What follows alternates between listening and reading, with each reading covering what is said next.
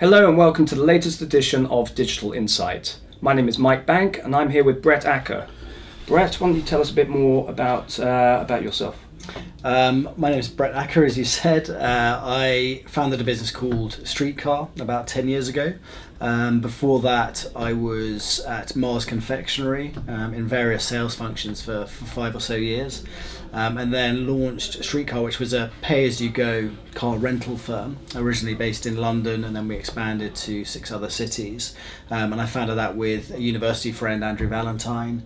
We founded that in 2004, grew that from 8 cars and no members in London to about 1,500 cars, nearly 100,000 members, as I said, across London and 6 other cities. And we sold it to a company called Zipcar in 2010, where I remained for a couple of years before founding a new business called Lovespace. And I'm also involved in about 6 other businesses as a sort of advisory or non-exec director capacity. Okay, great. So in terms of actually founding Streetcar, how did that come about? Was that a conversation at university or? It was originally a conversation at university that we wanted to do something at some stage. Right. And then we got to, what would it have been, 2002, and we decided we really wanted to have a proper think about it. So we actually went through quite a structured process of meeting up for 3 evenings in the week and at every weekend to discuss potential business ideas, what was happening in the market, trends, all these sorts of things, and went through probably 3 or 4 different sort of business ideas before we just read an article actually about car sharing generally in the States and across Europe, and we just thought, wow, it was a great thing for London potentially. We thought if it was going to work anywhere, London would be potentially the best place in the world for it to work. So it was from that article that we then really started thinking about it and then going through the planning process over the next 9 months or so before we launched it. Streetcar, when we sold Streetcar, is a very different animal all round from when we launched. I mean, we launched obviously from basically my bedroom pretty much in the early days, and it was just the 2 of us, and then we had our first employee after 5 or 6 months, and when we sold we probably had 230 employees, and a lot more cars and a lot more locations and a lot more members. So we try to always maintain certain aspects of the business, or the core aspects of the business, or the core values of the business from day one to the day we sold. But obviously a lot of things had to change in the business in terms of how we did things. So thinking about how we were going to scale, thinking about what that business was going to look like in not just tomorrow but in 6 months time or 12 months time was really important. And as you were scaling the business, I think I'm right in saying that you got VC or maybe even PE funding, private equity funding, as you were scaling, but in terms of starting it up, because to me it's quite a capital intensive business.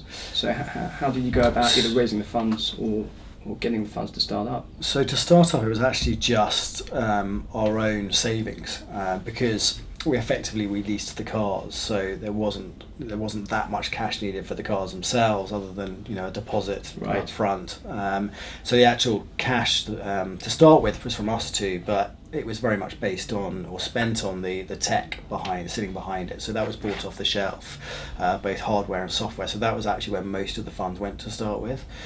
So we launched with our own funding of about £60,000 in April 2004, and then our first angel round was the end of that year, beginning of 2005. So we got a couple of £100,000 in the beginning of 2005, and that was mainly for getting employees in. So getting our first sort of 3-4 employees in to help us grow the business and look after various functions.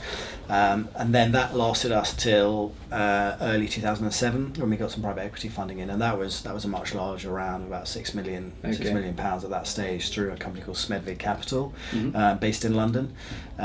So that was our big round, and then that got you through to sale in 2010. Okay, interesting. So Brett, you mentioned that your large round of funding from the private equity player got you through to exit. How did that exit come about? Was that something that you were actively looking for, or were you approached by Zipcar? It was actually luck more than anything else at the end, because the CEO of Smedvig Capital, private equity company that was involved with Streetcar, happened to be in Boston and met up with the CEO of Zipcar. Now, we had a couple of conversations with Zipcar over the years where it didn't get any further than initial conversations. Were they the biggest player? Yeah, globally they're the Globally biggest the biggest. player, and they had launched in the UK in 2007, I think it was, but hadn't really grown the UK market that much, certainly compared to what they'd done in North America. So it was actually just a conversation between Smedvig CEO and Zipcar CEO. Okay. And it just moved forward from there. I think Zipcar were looking to IPO in the near future, and they saw the UK as obviously growing their European share considerably.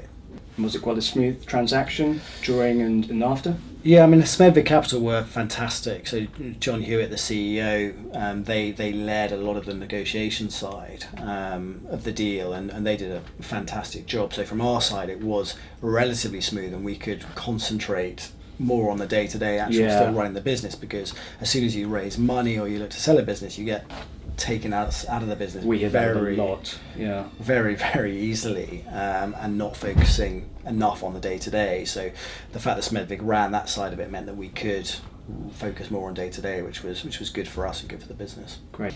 Well, thank you for that. What we're going to do next is come back for part 2, where we are going to talk about Brett's second business, Love Space.